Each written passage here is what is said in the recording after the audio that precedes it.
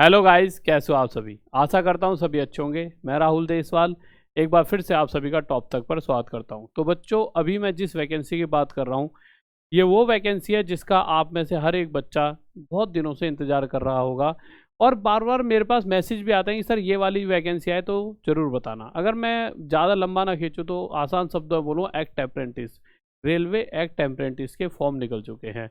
अब इसका फ़ायदा क्या होता है और ये है क्या? देखिए, बहुत सारे बच्चों को पहले से पता है जो बार-बार मुझसे पूछते रहते हैं, परंतु ये वीडियो शायद वो बच्चे भी देखेंगे जिन्हें इसके बारे में ही नहीं पता कि ये रेलवे एक्ट अप्रेंटिस क्या है।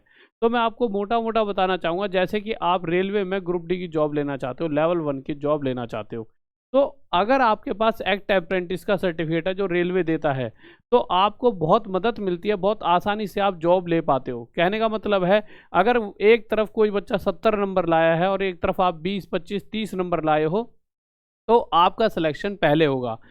आपको पूरा जैसे 1 लाख जॉब निकले हैं तो उसमें से 20% आपके लिए सीट होती हैं और कई बार मतलब वो 20-20 नंबर लाकर, और पिछली बार तो ऐसा भी देखने को मिला था, एक बच्चा 10-15 नंबर लाया था, उसके नॉमिनेशन वगैरह बढ़-बढ़ के और उस पे भी उसका सिलेक्शन हो गया था। तो एक्ट अप्रेंटिस का जो सर्टिफिकेट है, आज के टाइम पर जो भी बच्चा ग्रुप डी तैयारी करता है, हर उस बच्चे के लिए बहुत ज़रूरी हो जाता है। और अब मुद्दा क्या है कि सर कहाँ से भरें, कैसे भरें और कहाँ पर हम देख पाएँगे उस फॉर्म को?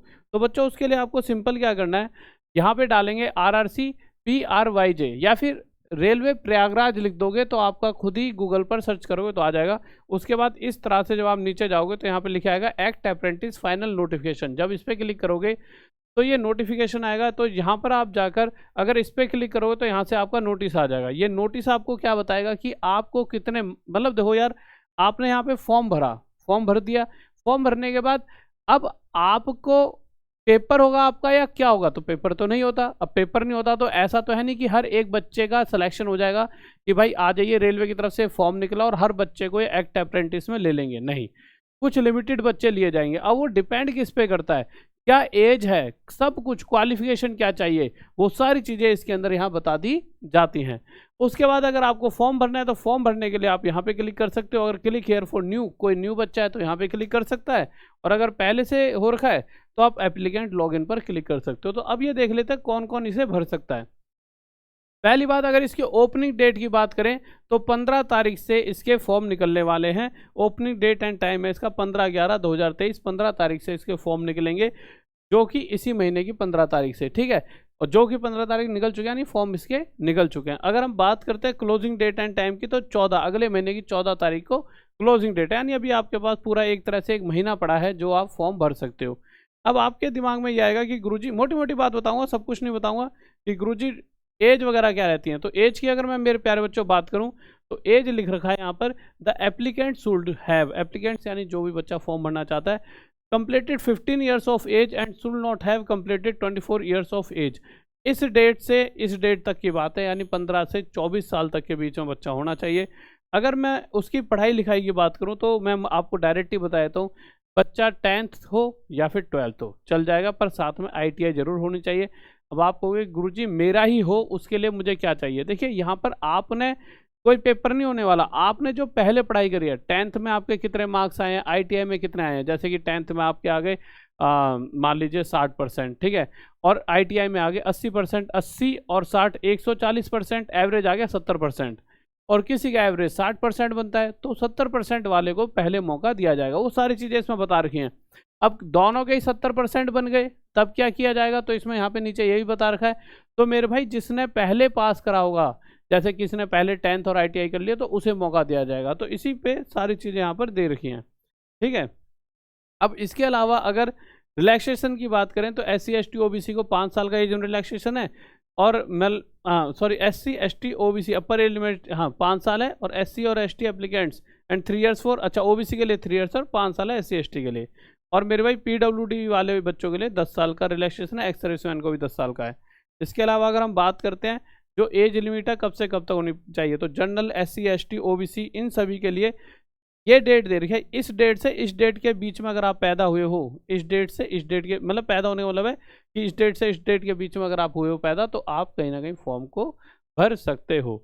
उसके अलावा आगे चलते हैं मेरे भाई, आगे चलते चलते चलते चलते चलते चलते हम मेन चीज़ों पे बात करेंगे। क्वालिफिकेशन की यहाँ पर बात कर रखी है, तो क्वालिफिकेशन यहाँ पर देखो 50% यहाँ पे लिख रखा है कि कम से कम 50% तो 10th और ITI में होने चाहिए, तब जाके आप फॉर्म भर सकते हो।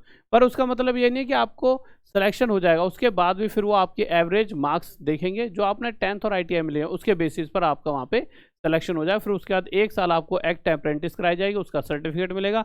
और जब भी आपके लेवल 1 यानी कोई भी लेवल 1 का एग्जाम होता है रेलवे में, तो वहाँ पर आपको 20% अलग से कोटा दिया जाएगा। और अभी तक उस कोटे की वजह से 20-25 नंबर लाकर भी बच्चा सिलेक्शन ले रहा है। तो आपके लिए भी ये समझ लीजिए, जहाँ बच्चे 70-80 नंबर ला के भी जॉब नहीं ले पाएंगे, आपका 20-25 नंबर पर भी हो जाएगा।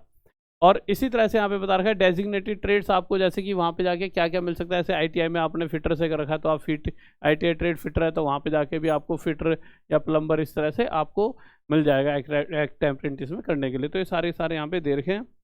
इसके अलावा अगर मैं बात करूँ, नीचे आ जाते हैं, और तो सारी मेन चीज़ें मैंने आपको यहाँ पर बता ही दी हैं।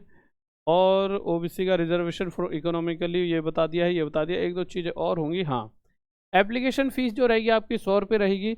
उसके अलावा no fees is required to be paid by SC ST और PWD और वुमेन के एप्लीकेंट्स। सिर्फ SC ST PWD और वुमेन जो बच्चे हैं, इन्हें कोई भी फ़ीस नहीं देनी, ठीक है। इसके अलावा सबको फ़ीस देनी पड़ेगी 100 रुपये।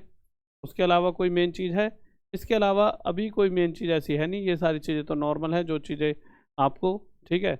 तो यहाँ से आप ये समझ चुके हो कि आपको अभी ये फॉर्म भर लेना चाहिए अगर आप रेलवे में 100% जॉब चाहते हो। यहाँ से ना आपकी आसान हो जाता है, रास्ता आसान है यहाँ से। तो आप जाइए, भरिए। मैं तो बस एग्जांपल दे सकता हूँ पिछले वाला की, पिछली बार क्या हुआ था, एक बच्चे के, तो एक बार मैंने एक वीडियो बनाई थी कि भाई एक बच्चे 4-5 नंबर आए थे, उस पर भी सिलेक्शन हो गया, तो बच्चों ने ट्रोल सा कर दिया। बच्चे वो सच है, क्योंकि हम बहुत दिनों से हैं, क्या है कि आजकल नया बच्चा आ गया, उसको पता ही नहीं है पहले क्या हुआ है। हमारे सामने की ही बात है, एक बच्चा था, ठीक है, उस पर बहुत सारे लोगों ने वीडियो बनाई थी, तो हमने भी उस पर वीडियो बनाई थी, ठीक है। आ जाते हैं, अब ये चीज़ें हो गई। उसके अलावा बच्चे कहेंगे सर आप पढ़ाईने के लिए ये बताओ क्लास कब से ले रहे हो, क्योंकि यार सिलेक्शन चाहिए आपको।